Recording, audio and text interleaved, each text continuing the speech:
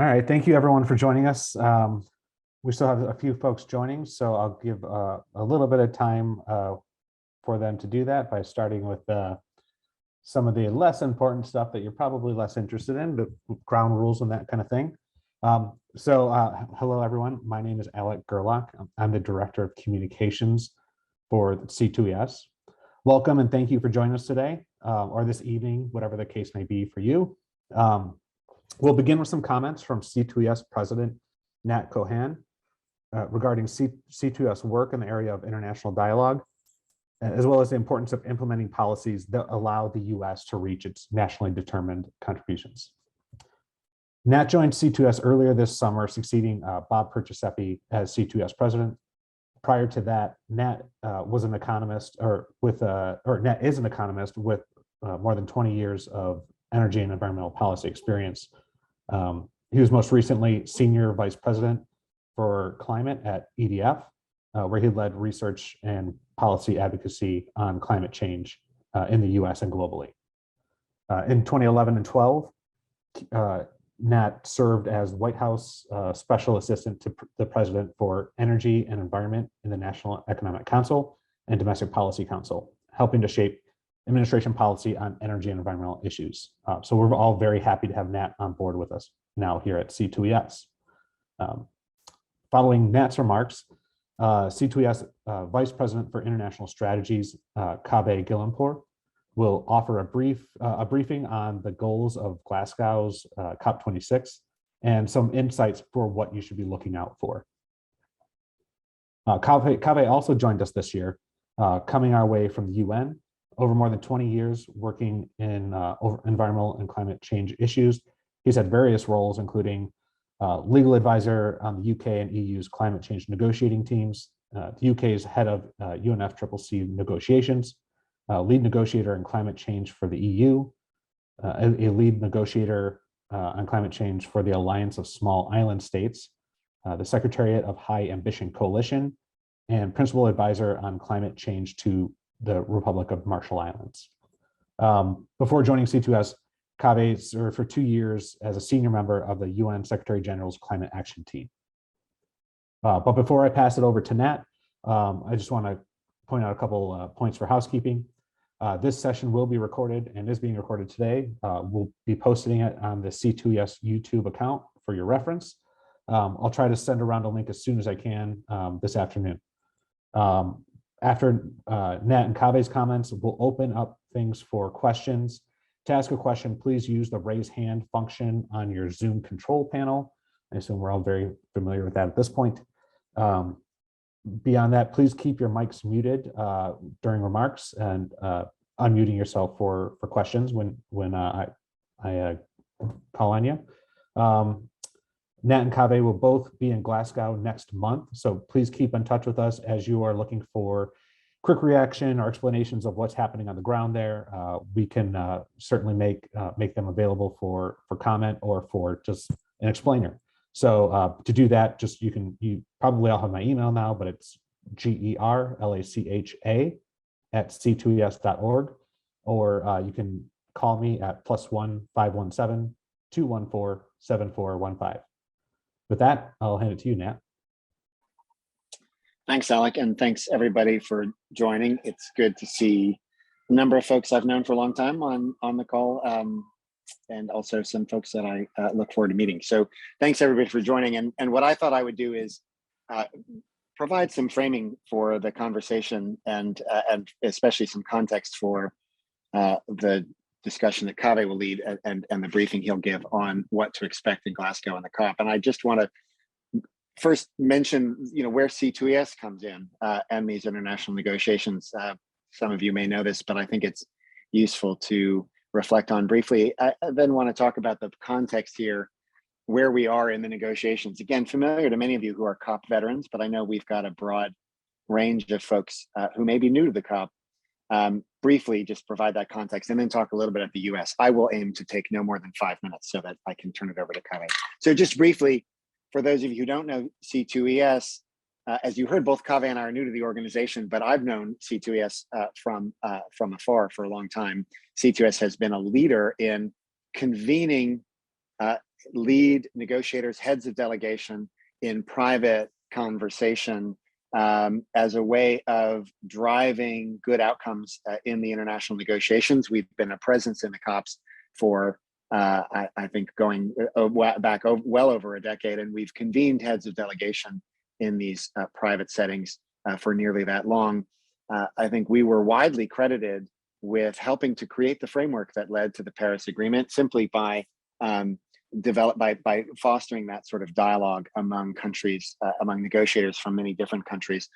And we continue to do that, bringing together delegations to be able to talk through some of the stickier issues and some of the issues that Kaveh will describe as being key to this COP. So C2ES has a long history, and one where we have been, I think, instrumental behind the scenes in some of the developments. So let me give you a little bit of a context and a sort of table setter for where we find ourselves. And again, this will be familiar to many folks, but I want to make sure we're all on the same page. So we are at COP26, as everybody knows. Without COVID, we would be 5 years along from Paris, which was COP21 in 2015. And the reason that the 5 years is important is because at the heart of the Paris Agreement is something some of us call the ratchet mechanism, others call the ambition cycle. I know Kaveh will speak more to this, but it was built into the Paris Agreement that every 5 years, countries need to come back and submit and revised and updated nationally determined contributions that are expected to be more ambitious than their prior one. And that cycle was built in because I talked to many of you literally the day after the Paris COP ended, and we knew even then that the targets were not ambitious enough that countries were taking on back in 2015. And so we needed a cycle, we needed a ratchet mechanism for countries to come back and revise those NDCs. As you all know, the basic structure of the Paris Agreement, as a refresher, is nationally determined. It's that countries come forward with those nationally determined targets that they come up with, but then they present to the international community, but then they are on the hook to do policy, to implement policies towards those commitments, to report regularly on their progress towards those commitments through the transparency framework, and to, as I said, revise and update those commitments every 5 years. Of course, that's just the mitigation piece of the Paris Agreement, and it also rests on the pillars of adaptation and finance, and Kaveh will talk more about that as well. That nationally determined framework, of course, is what was key to getting the Paris Agreement agreed not only back in 2015, but then ratified by over 190 countries. And so that's also what set the table for the Biden administration when it came in to office this year. I'll briefly note, before I go to US policy, I'll note one thing that I think is worth mentioning. On the eve of the Paris Agreement, the best estimates of where the emissions trajectory was and the temperature trajectory were for the world was that the existing policies then in place would lead to warming of 3.7 degrees Celsius above pre-industrial levels. The most recent estimate is that existing policies will lead to 2.9 degrees Celsius above pre-industrial levels, and that the policies that have the commitments and the targets that have been taken on would bring us down to 2.4 degrees. Now, 2.4 is still well above the Paris objective of keeping temperature well below 2 degrees with a view towards 1.5. And we know from the IPCC report, both this year and the 1.5 degree report a couple of years ago, that we're already seeing the impacts of climate change, and that those will become much worse as the temperature climbs. So 2.4, 2.9 degrees is not enough. But I do mention that because I think it's useful to see the direction of travel. And I think that's because of the Paris Agreement. And so when we come into COP26 and think about how that Paris Agreement framework is performing and what more needs to be done to raise ambition, those numbers I think are worth keeping in mind. Last point on what the US will bring. Obviously, the beginning of the year, we all know President Biden came out very strong in the first 100 days, and in his April summit announced the US nationally determined contribution to cut US emissions economy-wide 50 to 52% below 2005 levels by 2030, by the end of the decade, en route to a not official NDC commitment, but a presidential commitment to reach net zero emissions by 2050 at the latest. That was followed by, or actually paired with, a finance commitment that was then upped more recently. The US has now doubled and then doubled again its pledge of annual climate finance, which, as Kaveh said, we'll talk about, will be critical. So the US administration has come forward with really important pledges, both on the mitigation side and on the finance side. What everyone's looking for is whether it can deliver. And of course, that's what's happening on Capitol Hill right now. We can talk more about that in the Q&A. But what I will say is we have a critical moment in time to deliver at least on as much of that climate ambition and as much of the 2030 pledge as we can. We are seeing already the challenges to the full package that President Biden and the White House advanced, and it was advanced in Congress. Every additional piece that the Congress can pass will bring us that much closer to meeting that 2030 goal. The tax credits that would be a 10-year tax extender, those are a critical workhorse. The investments in a smarter grid, the investments in resilience, the investments in electric vehicle infrastructure, all of those will bring us closer to the goal. But we need more, both in this Congress and from this administration as it goes forward, including through executive action, regulations, and future legislation. So that's the setup, and we'll be seeing how much the US can bring to Glasgow in just a week and a half. But now let me turn it over to Kaveh for the preview of COP26. Thanks very much. Thank you very much, Nat, and hello to some familiar names, and also hello to those of you that I haven't met before. Hopefully we'll get a chance to meet some of you in person, at least in Glasgow. I wanted to talk around expectations for COP26 and really to preview the main message of what I'm going to say, to boil it down to one or two sentences, is that whether or not COP26 is a success may not be known until some years afterwards. And I think the reason for that is that Glasgow comes at a pivotal moment of transition, and a transition from the focus about being on negotiations to implementation. So that's a real culture change within the climate negotiation world, but also in terms of real implications. But I mean, having said that, COP26 was always going to be difficult. It comes at a critical moment of the Paris Agreement cycle. As Nat mentioned, there's this 5-year ambition cycle coming at that critical moment. And in the light of the latest science, there are very high expectations for a significant outcome from COP26. But at the same time, those high expectations coincide with a formal agenda for the COP that's not capable of delivering against those expectations. And that's because many of the big ticket negotiating items have now been agreed, with a few exceptions. And Glasgow was never going to be a Paris moment where there would be a dramatic hammering of the gavel and with an agreement being waved in the air. COP26 is far more complicated, and that makes it much harder to define what success means at COP26. On top of that, COVID-19 has compounded the challenges by an order of magnitude, if not more. The delay by a year means that the COP comes at a moment that's largely temporally disconnected from arguably one of its main deliverables, and that's the climate targets. These were due in 2020, and now instead of being delivered en masse either before or at the COP, they've trickled in over several months, so making it harder to package them as a sign of success at COP26. And as you know, several major economies are still to come forward with their own raised ambition.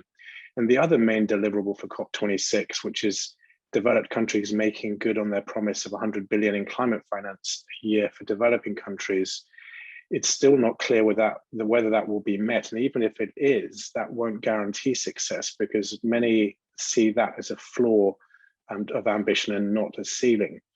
So given those complications and the challenges of COVID, what would success at Glasgow look like, and how could it be achieved? And I think the COP26 presidencies helpfully set out 4 overarching goals for Glasgow.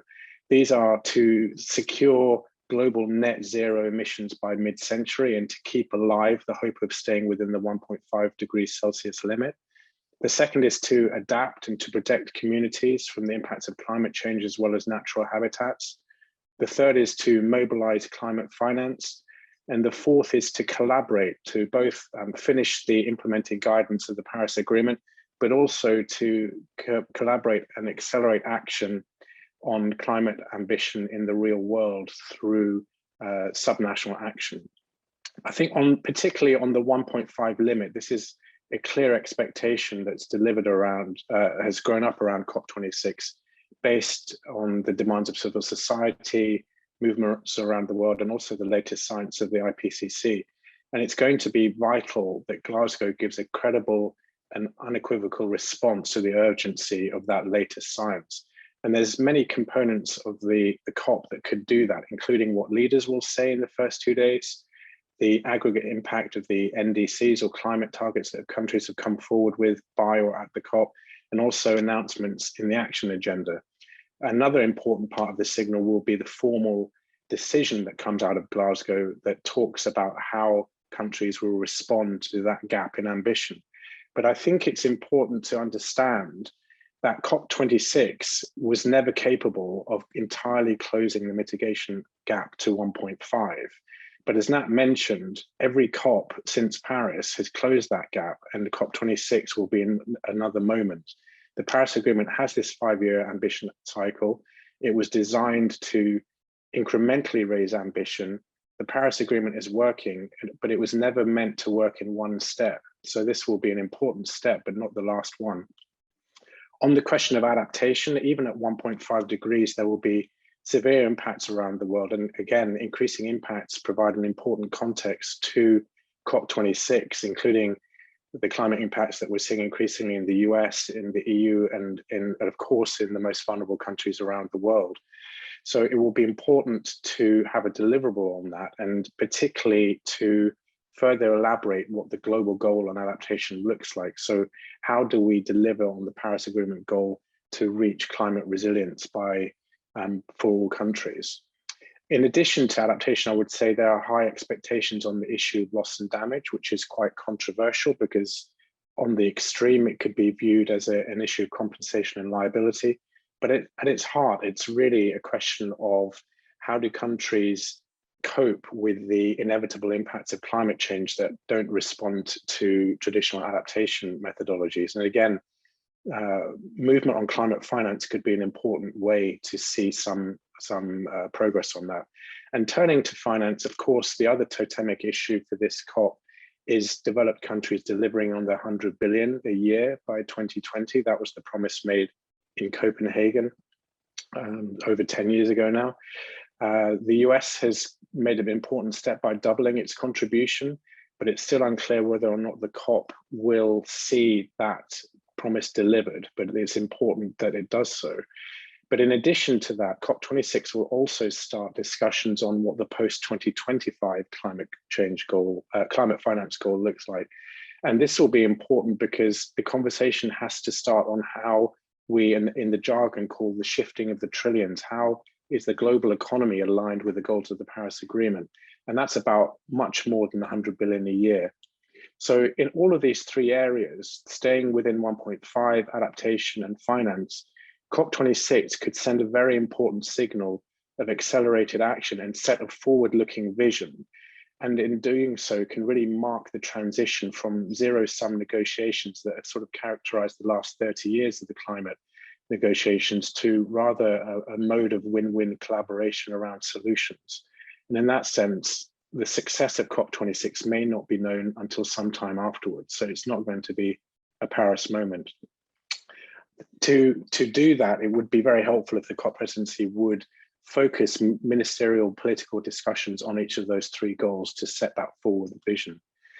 Now, in terms of the formal negotiations, the entire culture of the UNFCCC has really grown up around the last 30 years on the notion of negotiating treaties and their immediate implementation. But actually, there's very few big ticket items left on the agenda to agree at COP26. These include the finalization of the implementing guidance for the carbon markets, for example.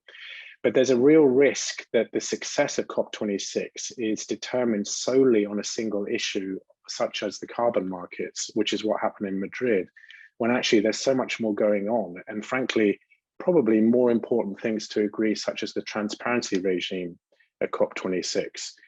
The Article 6 negotiations should, and we really hope will, result in an ambitious outcome, but it wouldn't be at the end of the world if they weren't agreed this time. But unfortunately, the whole drama of the last minute negotiations tends to be what writes the stories, and that would be a real shame in the context of this COP, and a little bit of a red herring. I think importantly, it's critical to realize that the delay of the COP by a year means that there's a pile up and backlog of over 2 years of negotiating items that have to be dealt with at Glasgow, and that there have been no formal face-to-face negotiations since 2019 to allow formal decisions to be prepared. So there's an enormous challenge in Glasgow to get through those agenda items, and it's really important that countries come to the table really ready and flexible to make progress on those issues, particularly on transparency and on Article 6. So I think that's a very quick run through on my part, and I'll hand it back to Nat and to Alec. Thank you. Thanks, Kaveh. So I think we wanted to make sure that everyone had the chance to ask some questions. So we'll go through that now, but please make sure when you're recognized to identify yourself and your outlet, and use the raise hand function, as I see Jeffrey Lean has already figured out. Go ahead. Oh, you're muted. I was wondering about methane, which you didn't mention. As I understand it, it's the one chance we have really of taking rapid action to bring carbon pollution down, because of the long residence time of carbon dioxide, and by the fact that as we have to cut back on burning fossil fuels, we also lose cooling aerosols, etc. So you don't get much impact in 20 or 30 years, which is the time frame the IPCC has given us to stay beneath 1.5. So it looks as if methane is going to be important. And it's interesting this global methane pledge is going to take off. It's been a neglected issue for 30 years, in an incredible way, really. We had to tackle the most difficult thing first rather than the easiest things first. But I was surprised you didn't mention it. To me, it might be the most consequential outcome from COP26, and I was wondering what your views on that were. Well, Jeffrey, thank you for teeing that up, because I was trying not to cover everything in my intro, and was hoping that somebody would ask about methane. And I agree. I think among the deliverables from this COP, broadly speaking, I do think the methane work and the methane pledge is going to be, could well be one of the most important ones. And so I'll say a couple of things about it, and Kaveh, of course, you should jump in if you'd like. One is, I think so first of all, for folks who don't know, it's a methane, as Jeffrey said, is a greenhouse gas that works on much faster timescales than carbon dioxide. And indeed, I think the reductions in methane emissions are the one thing that give us a shot at really slowing warming in the next decade or two. Methane has over 84 times more potent than CO2 over a 20-year period.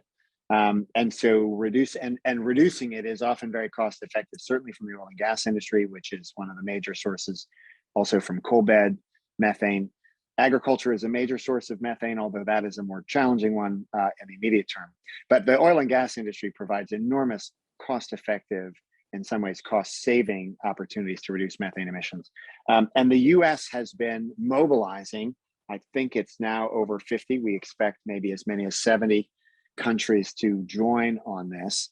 And I think this is an example of a couple things. First of all, it's if you go back, 10 years in the UN negotiations, there's always been this challenge of how do we think about the long-term pledges, but also the near-term action. And I think methane is the greatest example of near-term action that we can find. So here's a way to step up near-term action alongside the commitments that countries are making on reducing carbon emissions and the longer-term net zero commitments and so on. This is an immediate action. It's also one that fits from a political point of view. One reason I think this is pretty interesting is because it can fit alongside or as a new part of countries' nationally determined contribution. It's making a pledge to reduce methane emissions can be a way of raising ambition and revising and updating that NDC in the way that the Paris Ratchet Agreement requires, without necessarily having to revisit some of the CO2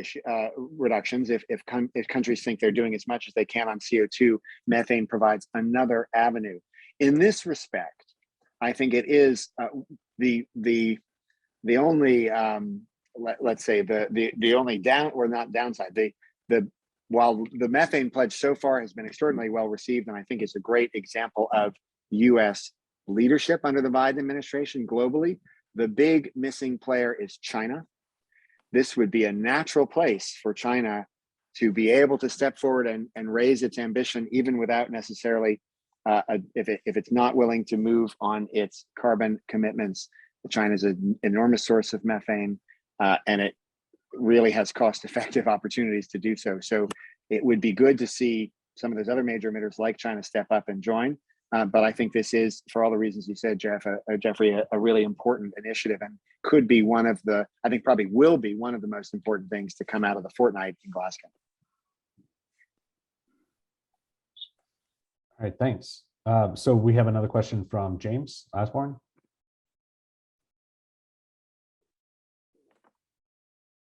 Or maybe muted. Can you hear me now? Yep, we can hear you. All right, great. Thanks for taking the time. I guess this is for you, Mr. Guilanpour. So you sort of urged, that people to sort of not get too wrapped up in these sort of sticking points, like around carbon markets and transparency issues and these things that need to be worked out at the meeting. But I was, I think there's there's this sort of sense out there, and I think Greta Thunberg sort of expressed this, like there's a lot of talk, there's a lot of goals, but the public, and to whatever degree it's following this, doesn't feel like they're actually seeing tangible action being taken.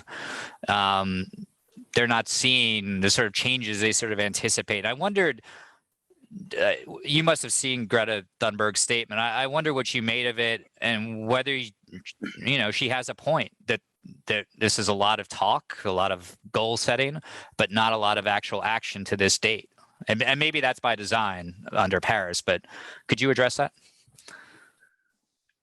Sure. I mean, there's a lot of things that you raised there to go through. I mean, I think it's important to have civil society to maintain the pressure. Nat and I were recently at a TED Countdown event in Edinburgh, and there was a very strong presence from the youth there. And it's important that they keep the pressure up, and you can understand the frustration. But at the same time, the Paris Agreement is a framework, and it's a global agreement between, I think it's 195 countries now, most of whom, almost all of whom, have come forward with commitments to deal with climate change. But leaders and ministers and politicians can only operate within the framework of the space that they're given. So that pressure from the outside is important to maintain that. Having said that, I think that there is obviously a disconnection between the targets that countries have come forward and the policies to put in place. And Paris does require countries to come forward with solid policies to implement that. So, I mean, some of the examples the example that we heard about methane is a good example of something where countries can take action that's very solid. The UK COP26 presidency has organized the COP around a number of themes that run during the 2 weeks that highlight the action in the real world, things like action on adaptation, the phasing out of coal, methane can have a space there, the transition to renewable energy. That's a part of the annual COPs that has just grown over the years, which is showcasing the real world action. And it's interesting, a few weeks ago in the context of New York Climate Week, we hosted a round table with a number of eminent thinkers. So President Obama's former special envoy, Todd Stern, Rachel Kite, Richard Kinley, who used to be the executive secretary of the climate regime. When they talked about Glasgow for an hour and a half, none of them mentioned the formal negotiations in relation to Glasgow. They all talked about real world action.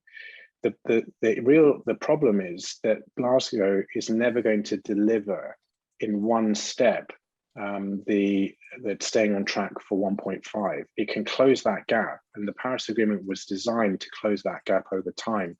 And that closing of the gap is accelerating. So as Nat said, I think at the time of Paris, we were heading for almost 4 degrees of warming, at least over 3.5.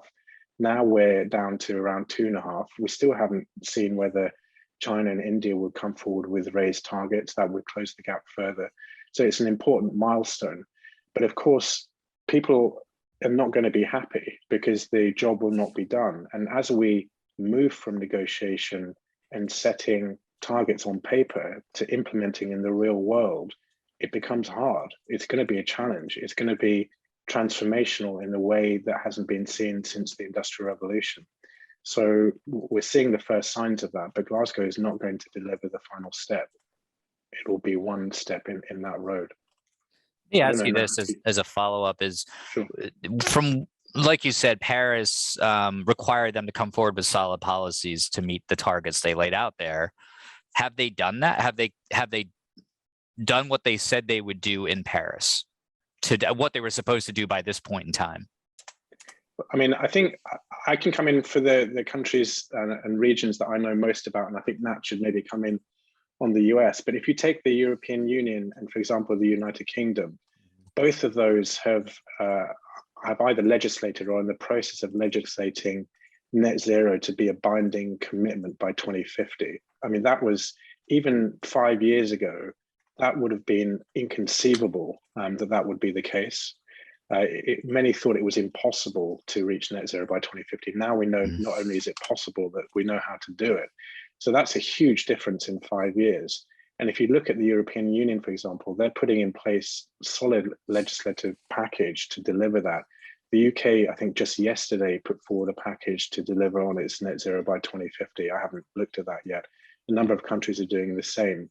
So I think if you look back at 2015, the target, the goal in the Paris Agreement was to reach net zero sometime in the second half of the century. That's now crystallizing as being 2050. And we're seeing a number of countries committing to do that, including all of the G7. That's an extraordinary shift. And now it's time to really hold them accountable to that. But maybe, Nat, you could speak to the US. I will just, I know we've got some more folks have joined and we've got a long queue. So I will just say the quick answer, James, is no. We are not seeing the kind of policy implementation that we need to see. And I think that's part of what Kaveh said in his opener about the shift we need to see from COPs that are focused around negotiating, commas and brackets of text, a shift away from that, because that's now largely done, and a shift towards COPs that are focused and a UN framework more broadly that's focused on implementation. And by implementation, we mean those policies that are needed to back up and to achieve the targets. Not just for the US, the US, and obviously the US, that's a separate discussion I'm sure we'll get into in a minute. If we don't, I'll happily dive in there myself.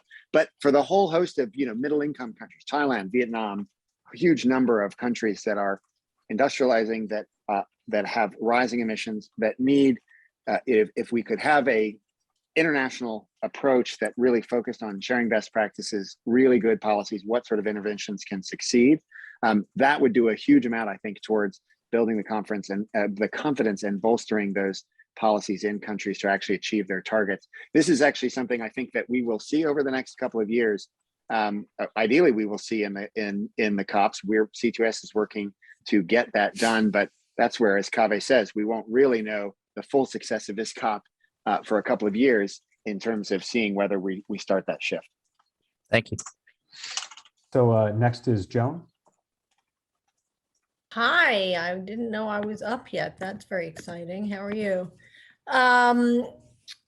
Forbes and Electric Ladies podcast. So a couple of questions. One is Article 6 enforcement. What's your thoughts on how that's going to evolve? And also sort of jumping on the climate finance boat. What do you think? Do you think there's going to be any progress on ESG standardization and having it be more required and somehow to enforce it. So there's two levels of enforcement on two sides of the issues. Maybe I'll take a really quick stab, Kaveh, and you can come in too, and we'll both be quite brief. So one thing to keep in mind, of course, is there are in both of those worlds, both in kind of carbon markets and in ESG and so on, there's a distinction between this huge world that we're seeing of voluntary corporate action, voluntary ESG action, voluntary carbon markets, and all of that, and the world of the UN, right, and the world of countries. And so it's important to keep those two separate. I mean, there are some, you do see some countries like the EU developing a taxonomy around green finance, but that's really independent from the UN framework, from the Paris framework, which is really focused on the governance among countries, right? And so that's one thing to keep in mind. With respect to Article 6, many of you on the call have heard me say before, I've said since the beginning, since Paris, Article 6 is, I think will turn out to be the unsung hero of the Paris Agreement, because it is the framework for international cooperation in a way that can raise ambition over time and achieve those targets. James, back to what we were saying, through cooperation. As Kaveh said, the Article 6 guidance is on the table to be discussed. I think everybody knows where that needs to land.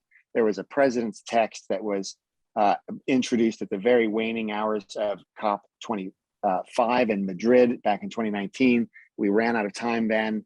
So there are some finer details to point to, but basically, I think we know where the agreement is, and I think there's a good chance of getting that agreement. But as Kaveh said, things can always get complicated, and there's always a possibility for it to go awry. But I think there's a widespread agreement on what needs to happen in the Article 6 negotiations to get the guidance in place. But enforcement, it's never going to be about enforcement. It's going to be about the guidance on accounting and transparency and clarity of what countries are doing that enables them to cooperate, to raise ambition. But how do you, if they don't, just real quickly to follow up, if they don't follow through, what are the consequences? Well, the structure of the Paris Agreement is, because it's structured as everything is nationally determined, the consequences would be an inability to trade and cooperate with others, would be essentially would be other countries putting significant pressure on whichever countries, if the countries were violating the guidance, there would be significant pressure on those countries. But there's no world court here, right? There's no formal, you have to take 1% off of your next target or anything like that, because the structure of the Paris Agreement is that bottom-up structure, which was key to get China on, it was key to get India on, it was key to get the US in place too. I don't know, Kaveh, if you want to add anything more on that structural piece. No, I mean, I think that's exactly right. And basically how this will wash out is that when it comes to the accounting of how countries have fared against their climate promises, their adherence or not to the rules around carbon markets and the related accounting will come out in the wash there. And I think it's a political credibility issue, really, mainly. I just also wanted to add, I think in response to James, that I'm definitely not saying that it doesn't matter whether or not Article 6 is agreed at COP26. I think it's important that it's agreed, but it should be agreed well. I think what would be a shame is if the entire success of COP26 hangs on that one item, which is a tiny part of the entire agenda. And that's pretty much what happened at COP25 in Madrid, which in my view was a really excellent COP. But it was widely seen as a failure because of Article 6. Much more important for this COP in terms of timing is agreement of the transparency regime, which doesn't get any attention at all. And if that's not agreed, there will be real knock-on consequences for the rhythm of the regime and the 5-year cycle, because it will impact on the ability of and the requirement for countries to report on their emissions in subsequent rounds. Thank you. That also addresses the enforcement in its own way. So thank you for that. Thanks. I think our next question is from Josh Siegel. Hi guys, thanks for doing this. I wanted to talk about this issue of U.S. credibility and just kind of how relevant that is to what we might see out of other big emitters like China, India, Russia. Just kind of where we're at right now. I mean, it looks like the Biden administration won't exactly have what they thought they might in as far as legislation.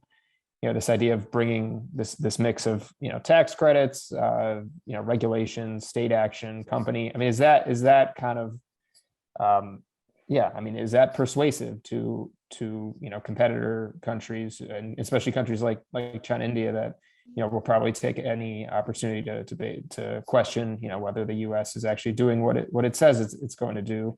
Or do you really feel like, Nat, I know you're a big carbon pricing guy, like, do you feel like there does really need to be that big policy that the Biden administration could demonstrate? Thanks, Josh. It's a great question. So I think there are a number of dimensions on which the Biden administration needs to and is trying to show leadership in order to bolster that credibility. And it's no secret that the U.S. credibility took a huge hit under President Trump, not just on climate, by the way, but on across the board on a whole range of multilateral issues. And I've long said that I think climate, because it is increasingly the top priority for many of our allies and many countries around the world, and it has become at the top of the list of priorities in global diplomacy, regaining credibility on climate will actually be key to the U.S. also regaining credibility more broadly around a range of diplomatic efforts and a range of multilateral efforts. So I think it's critical. And there are, as I said, there are a number of dimensions, and I think it's important to consider those. At the core, I'll come to in a minute, is U.S. policy. But I want to note the Methane Pledge is a great example of U.S. Building, taking its leadership position and bringing other countries along. I think that's an important dimension of what it means to be a credible leader. I think the finance commitment, of course, that needs to be backed up by congressional action, but the commitment, the doubling and then doubling again commitments that President Biden made on climate finance are very important in terms of demonstrating the U.S. is aware of the importance of climate finance and is serious about taking action on that. Having said that, I think the core of one more piece, I think having a plan, and I know, Gene, if you're still on, you've written about this, having a plan moving forward. I think the U.S., we are expecting the U.S. to come forward with their long-term strategy, and that will be sort of laying out the broad plan to how to get to net zero, I think. And we'll see how much detail there is, but I think that is part of credibility is having a plan. But the core is having a set of policies, and James, we were talking about this earlier, a set of policies that can really put the U.S. on track to meet its commitments. That's why the conversations on Capitol Hill are so critical. And I do think that if the U.S. is not able to come to COP with or at least leave COP, maybe, because coming to COP is going to happen in about 10 days. If it's not able to, even before the end of COP, be able to demonstrate that it has some policies in place, there's no way around it. The credibility will take a blow. I don't think it'll be a fatal blow if they're able to come back and later in November, later in December, the U.S. is able the Congress is able to pass a package of policies that really puts the country on the path towards 2030. I think that'll still be important. So it's not that everything has to happen by Glasgow, but that would certainly make a big difference in terms of wind in the sails. In terms of what that needs to look like, as I said before, the tax credits, I've always seen the 10-year tax credits as the workhorse. So I actually don't agree with the narrative that, because the Clean Energy Performance Program is gone, that the whole thing is gone.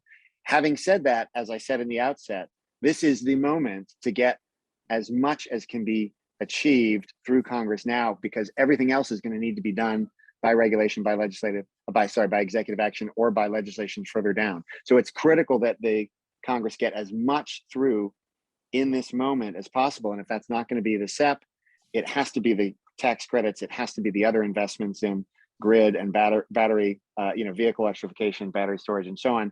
And I would argue that if it's possible to get a carbon price in place, and the politics of that are live, but very much up in the air, a carbon price on US emissions paired with a carbon fee on imports would be one of the most important things that the US could do, actually, to not only prevent the leakage of emissions outside the US and protect US emissions reductions and make sure that they contribute to the atmosphere, but also protect or enhance the competitiveness of US manufacturing, because US manufacturers are some of the most carbon efficient and energy efficient on the planet.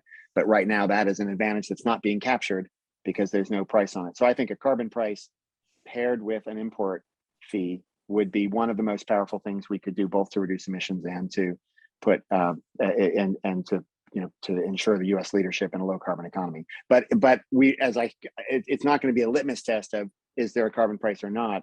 Every additional incremental $10 billion, $100 billion that is spent on climate will be one step closer toward that 2030 goal. Thanks. So we have Zach Coleman, and then after Zach will be Lisa. Thanks for doing this. On climate finance, the GEF had been hit with allegations that it engaged in some improper behavior with awarding its contracts. The GCF has had workplace allegation complaints, and also there's some disagreement about whether nations need to have net zero conditions to access finance. I'm wondering, can the institutions that disperse climate finance handle the kind of influx that nations are hoping are made? How confident are we in these institutions in getting this money out the door to the right places? Should I come in now, or do you want to come in? I mean, I'm not an expert in climate finance, but I don't think you need to be to answer this. I mean, I think the first thing is that those institutions, the responsibility for their conduct is the responsibility of the countries that are represented on their boards, which has a wide representation. So I think it's really down to them to make sure that they run properly. Having said that, they're dispersing funds that are primarily related to the issue of delivering of the 100 billion in climate finance per annum, and particularly the public component of that. While that's really important, particularly for the most vulnerable countries, and I know I see that Gift Johnson from the Marshall Islands is on the call. For a country like the Marshall Islands, disbursements from something like the GCF is vital for their continued existence of the most vulnerable countries. But when you put it into context of what's needed on a global scale, which is literally trillions of investment in order to achieve the resilience needed and to stay within the 1.5, that's about changes in the real economy, and that's a far wider context than the GCF or the GEF. So it is important that they run efficiently. It's important that they disperse effectively, and I think there's an increasingly good record of the GCF of doing that. But it's far, very, very far from the wider picture of what's needed in terms of global climate finance. This sort of shifting of the trillions is the mantra, and really needs to be one of the things that's on the discussions for the COP beyond the 100 billion, which is, of course, is important. But now I don't know if you had anything to add.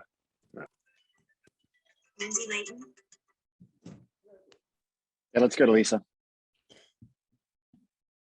Hi, guys. Am I unmuted? Sorry. Thank you very much for doing this. The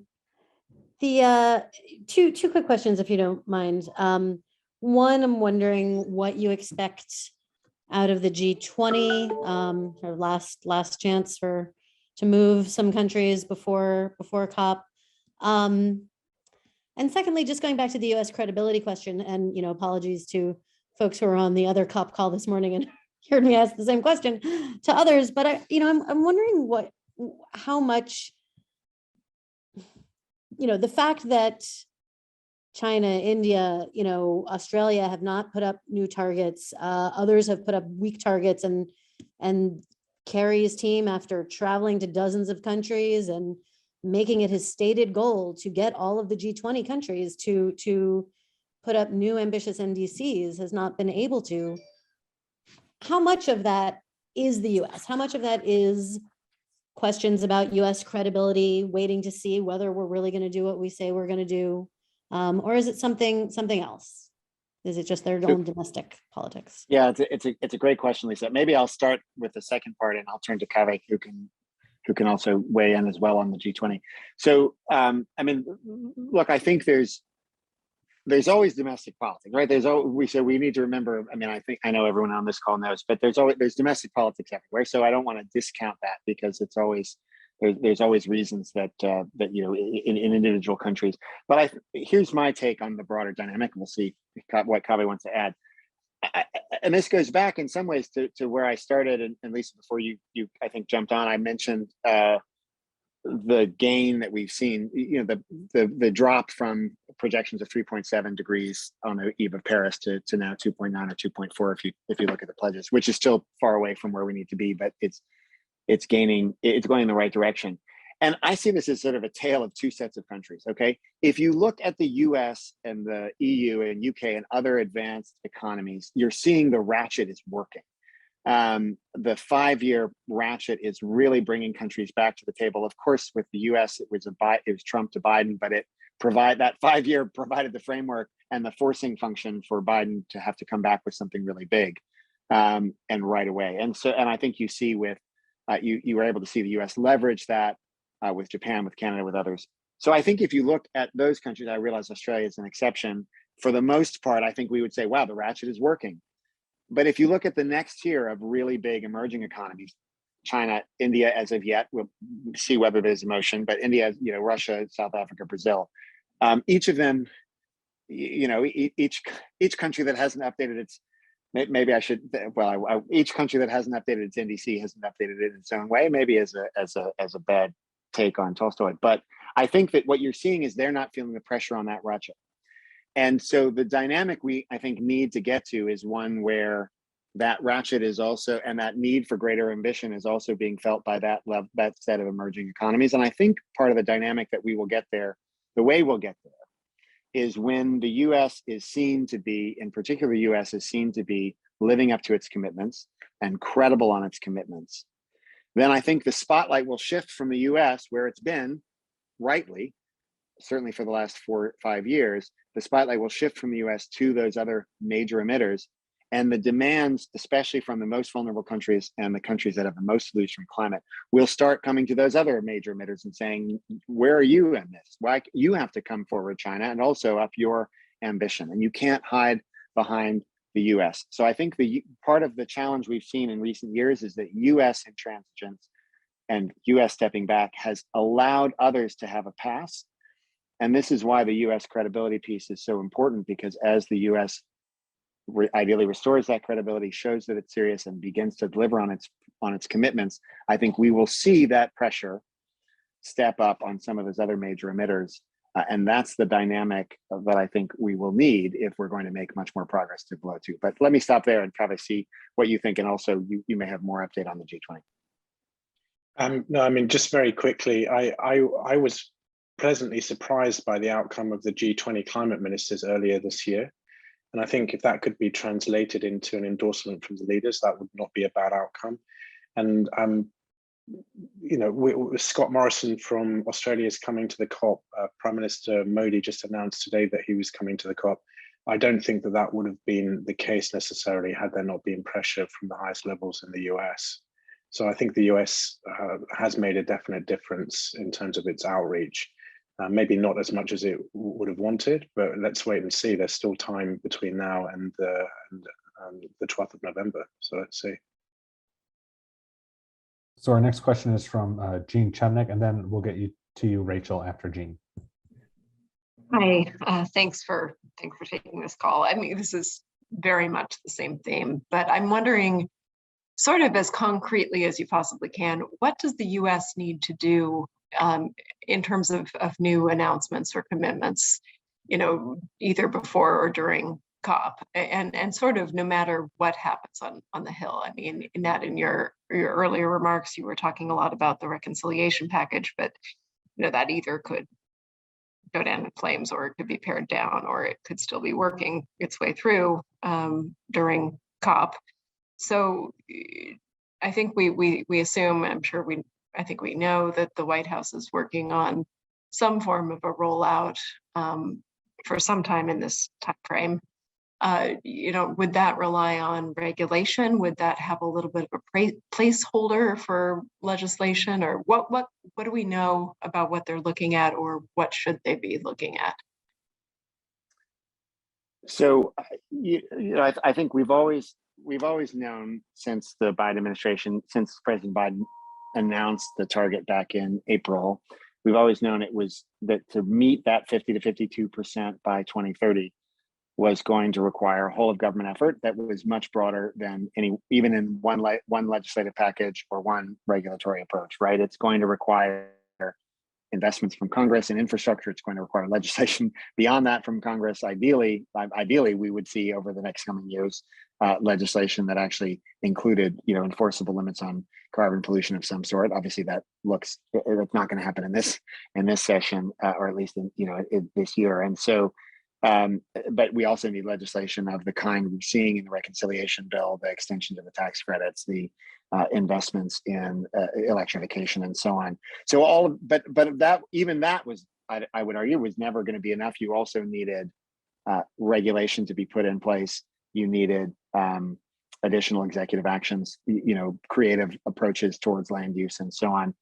And of course, additional actions from others outside the federal government.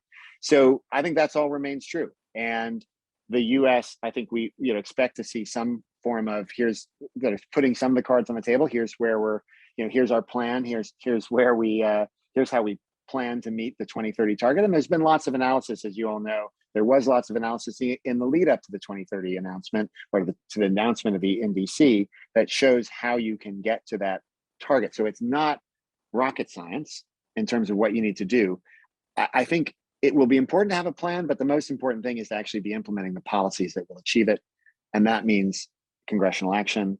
That means putting some real regulations on the table. We've started to see that with the near-term car rule. We need to see that with a longer-term car rule. We need to see that with methane, oil and gas. We need to see that in the power sector.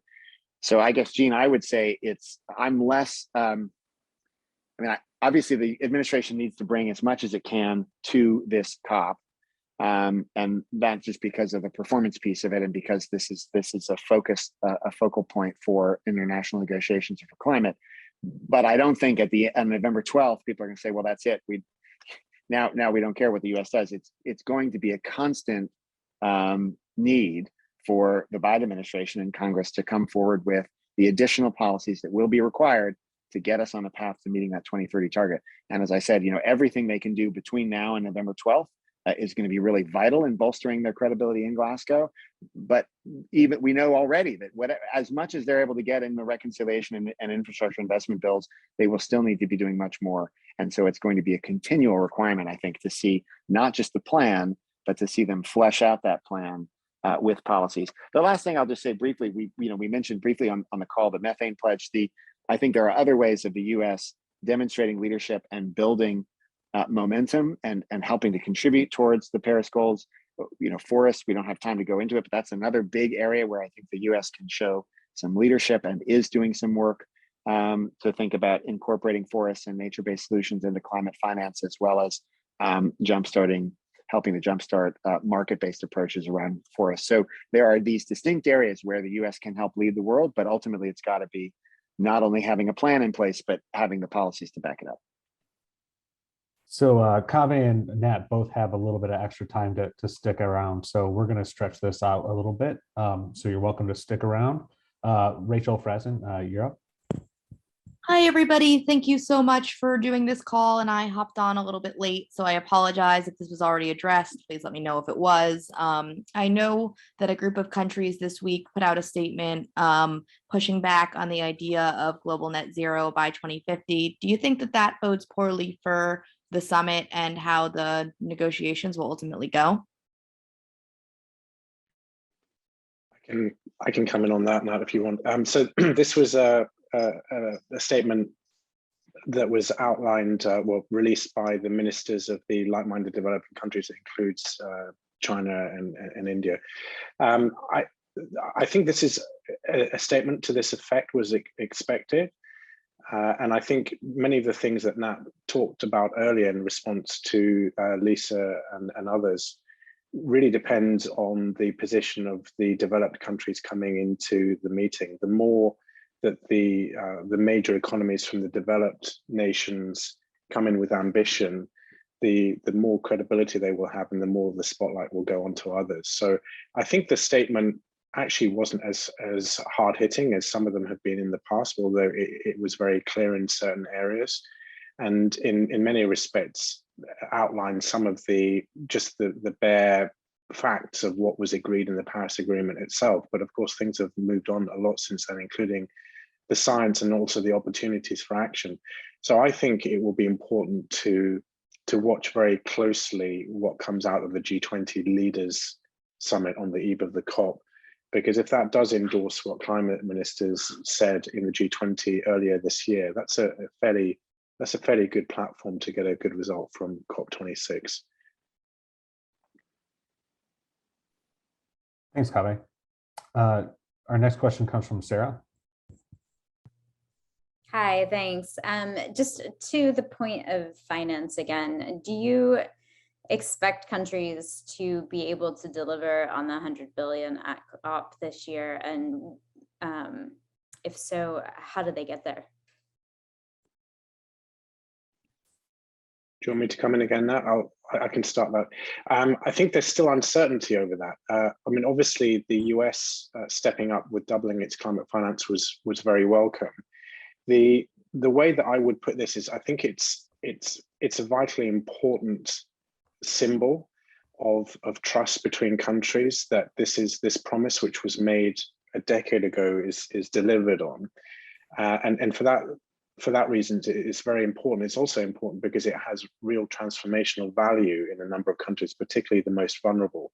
So it's going in the right direction in terms of delivering on that. The problem is that even if it's delivered, it's never going to be enough. So it's not going to be a guarantee of success at COP26, but if it's not achieved, then it will certainly sour the mood. My feeling is that there'll be a sort of probably a fairly ambiguous outcome on that, where it could be argued on either side that either it's been achieved or there'll be promises to get on track to delivering it. Some countries are arguing that there should also be a backfilling of contributions, given that the target was missed last year. So that adds even more to the pressure. And of course, at the beginning of this meeting, I outlined that another aspect of the COP will be to agree the process to agree the climate target beyond 2025, which is supposed to go beyond the 100 billion and incorporate the notion of shifting the trillions and aligning the global economy with the goals of the Paris Agreement. So I'm not sure I've really entirely answered your question. I think it's important that the goal is met. I'm not sure, it's not clear at this point whether it will be. I suspect it probably won't be, but it will be accompanied with promises of getting on track in following on from the COP. But finance is always a key component in a success for a COP, and is linked to all of the other outcomes. So it's certainly going to be very important. Thanks, Kaveh. I think, Zach, did you have a question you wanted to jump in with, or? Sure, I can do that. I emailed Alec offline thinking that this would end it too. You know, I do have a question about carbon offsets. I mean, there are a lot of financial institutions and corporations have made net zero commitments. Obviously, you know, Article 6 is to make sure there's additionality and things of that nature. But I just wanted to get a sense from you, Nat. How confident are you that you know, financial institutions and corporations are going to actually make sincere changes to their emissions if these offsets are also available? I mean, it seems that the strategy so far is to purchase offsets. So do you have any concerns? I do. Yeah, thanks, Zach, for the question. And I think it's a great one, and one I have lots of thoughts on, but I can be brief. I think we are seeing, and I'll give you a proof point for this in a minute. I think we are seeing a paradigm shift in how companies are thinking about the investments they make in emissions reductions beyond their own supply chains and operations. I think the old paradigm was the offset paradigm. I'm going to keep emitting, but I'm going to buy these offsets to balance out my emissions. And I think with the increasing urgency of climate and the climate crisis and the understanding of the need to really step up and accelerate progress, and also the understanding of the need to build over time, to build new technologies that can actually remove carbon. I think we've seen a shift, a real sea change in how companies are thinking about what climate leadership means. This isn't every company, but I do think that there's a redefinition of what corporate leadership means, and it means not the offset paradigm, but a both and. The offset is an either or, right? Either you reduce your emissions or you invest in, or you pay for emissions reductions elsewhere. And we're seeing much more of a both and approach. And the proof point to that is the LEAF coalition that was announced back in April. I think you'll see more announced at the COP on the LEAF coalition. That's actually not something that C2ES has been involved in, but I was involved in my old job, and I'm on the board of the Emergent Forest Finance Facility, or Forest Finance Accelerator, which is one of the participants of the what's facilitating LEAF. And the short story there is that that's an example of companies investing alongside countries. Companies are investing $1 billion in high quality tropical forest emissions reductions, and they're doing so on top of their own science-based targets. And that's the proof point I mean, that companies are moving away from this as an offset model and towards this as a over and above the steps they're taking. And I think that's vital if we're going to get the reductions we need, both in supply chains and operations, and the reductions we need in emissions from nature-based, in the emissions from tropical forests, and reductions through other nature-based solutions. Thanks, Zach. So if there's anybody who was having trouble with the raise hand function or had any other questions, we can do another question. Otherwise, we'll wrap up. Okay, well, I think that's about it. I do want to mention we did record this, and we'll get it up on YouTube as soon as we can and share that momentarily. With that, any last comments from Kaveh or Nat? No, I just want to note, for those of you who are still on, we've also got a great team, Jennifer Wang, who is on this call, as well as Catalina Ketchy, who will be in the COP as well with us, and with me and Kaveh as well. So thanks, and thanks, Alec, for arranging this, and thanks all of you for jumping on.